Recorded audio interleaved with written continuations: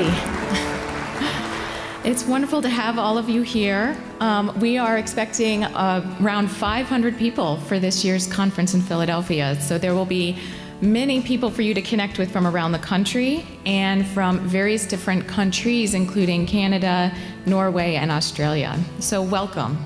Last night at the opening night reception, I had a wonderful conversation with a woman who said, you know, it's just about dance. It's all about dance. And some of you might remember I said that last year at our opening. We're all here for dance.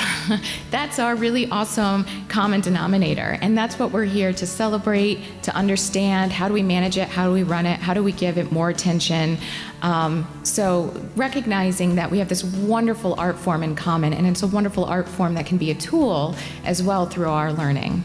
He was named the 2005 MacArthur Fellow. He's a member of President Obama's National Arts Policy Committee and the first president's appointee to the NEA. Dr. Aaron P. Dworkin is the founder and president of the Sphinx organization, the leading national arts organization that focuses on youth development and diversity in classical music. Please help me welcome Dr. Aaron Dworkin. Thank you.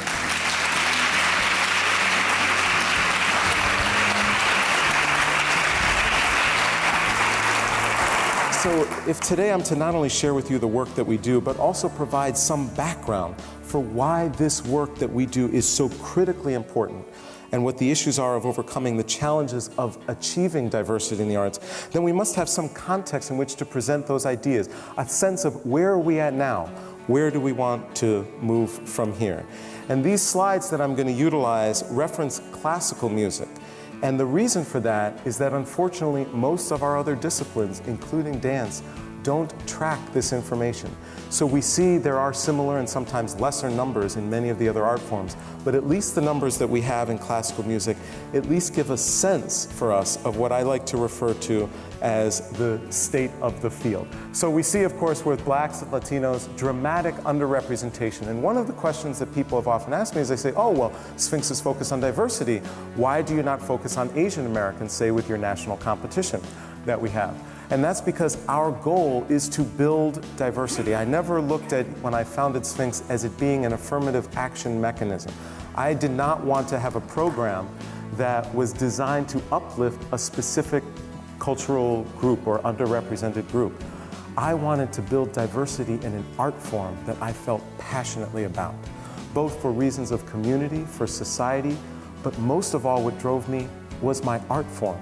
I felt that our art forms suffer when we do not bring all of the voices in and we don't provide for that ability to evolve this incredible way to reflect ourselves to others. When you look at some of the impact that we've been able to have over our first 10 years, you can see that orchestras from '98 to 2008 actually doubled the number of African Americans in major orchestras. In every single instance where there was an increase, that person was an alum of a Sphinx program and or the orchestra was a partner of Sphinx. Change does not roll in on the wheels of inevitability, but comes through continuous struggle.